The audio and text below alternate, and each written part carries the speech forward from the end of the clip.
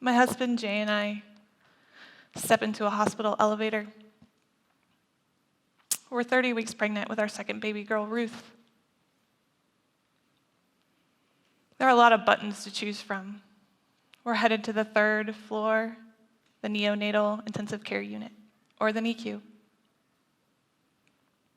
The NICU is on the 3rd floor, just above birthing and 2 floors above maternal fetal medicine.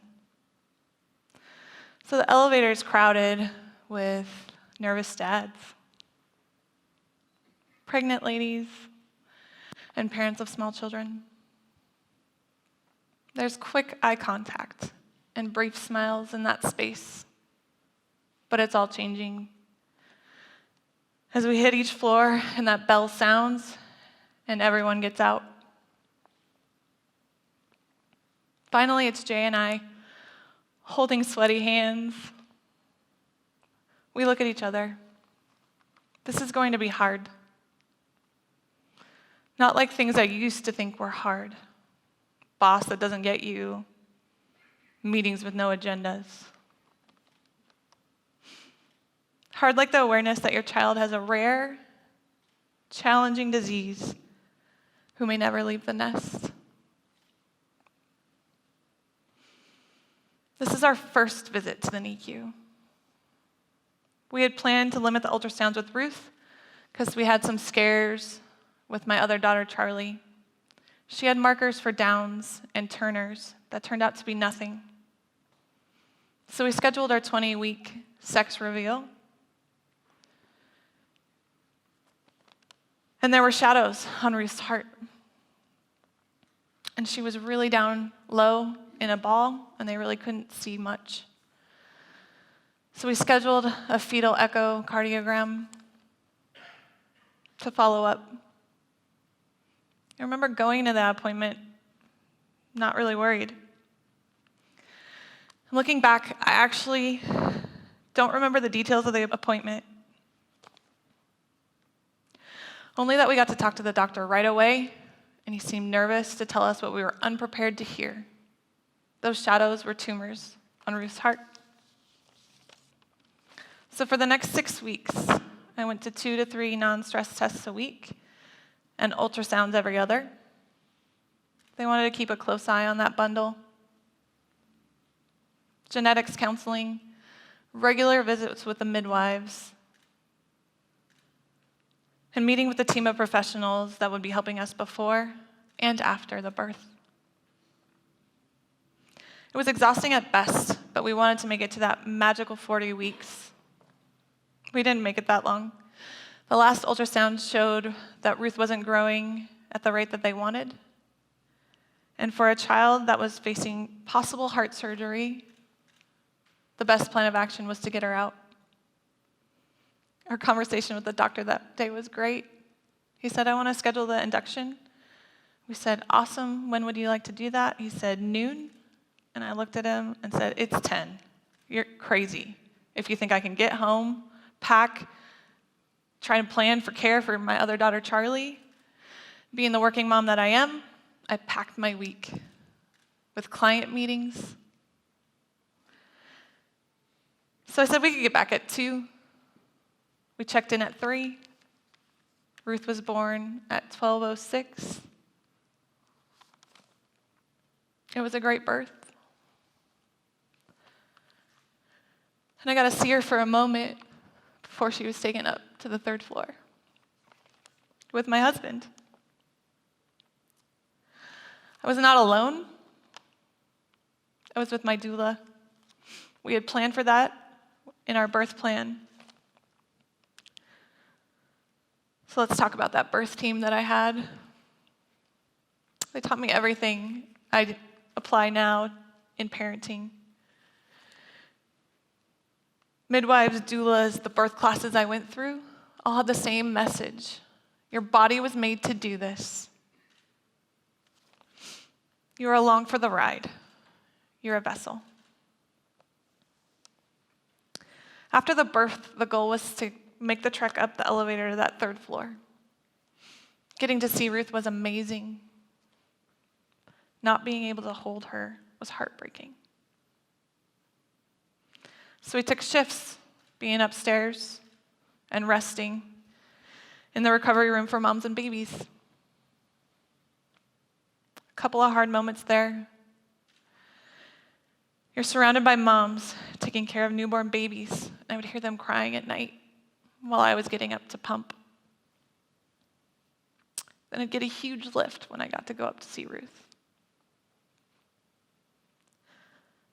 But the hardest day by far was when I was discharged from the hospital without my newborn.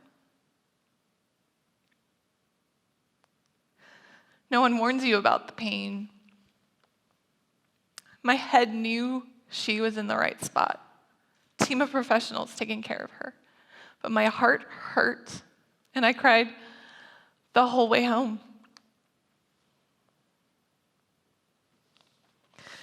In these moments, I feel the heartbreak, is when I know I'm not being a vessel for my child.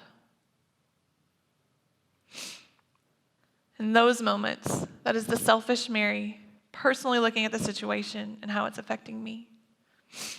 The faster I recognize those moments,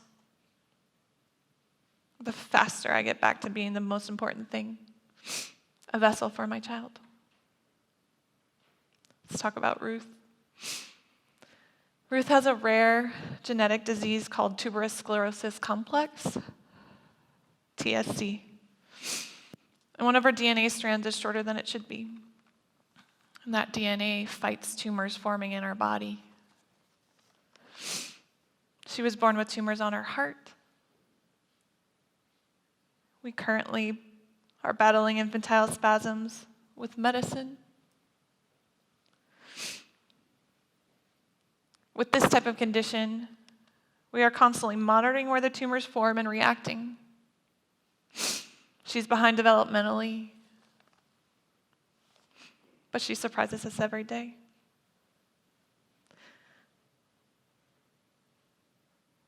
She smiles with her whole face through everything.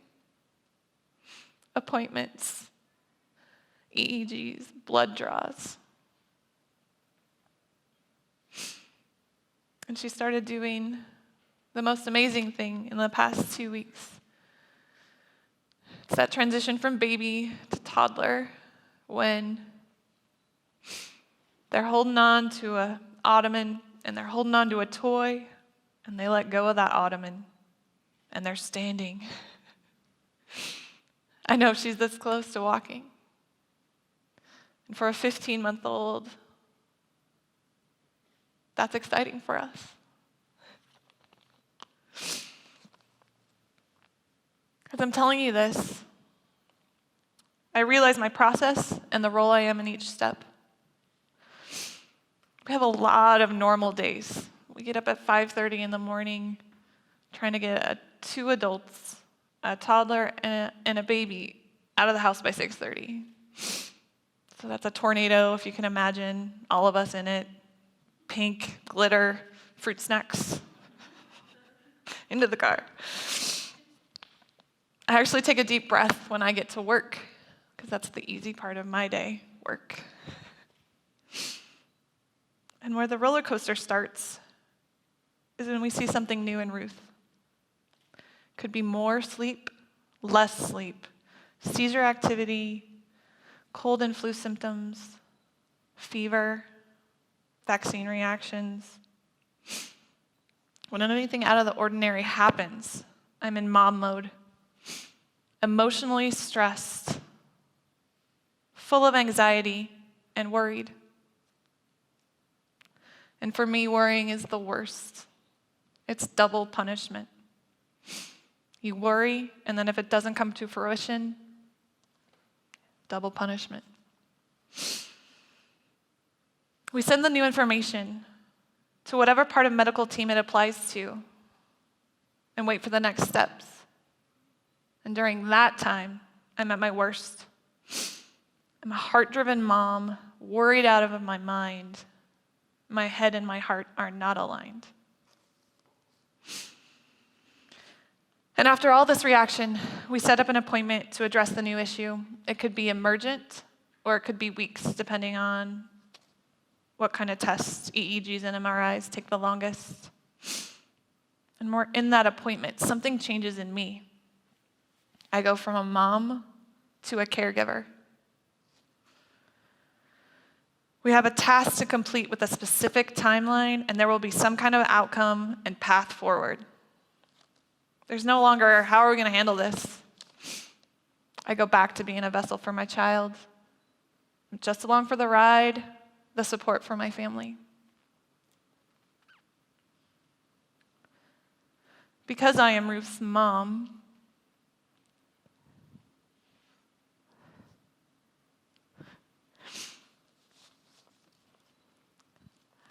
I have learned that I am braver than I imagined.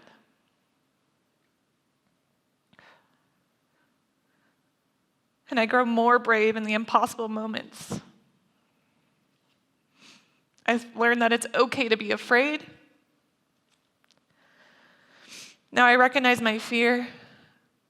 I feel it intensely, and I willingly move through it. As a result, I can be transparent with my interactions with Ruth, my husband, and anybody else. I can honestly share my mess with everyone around me. And as I put Ruth in her crib at night and I read Charlie her book, I feel in my heart and my head, I have loved and guided them to the best of my ability that day. And who knows what'll happen tomorrow. These days, I do my best not to pose or pretend.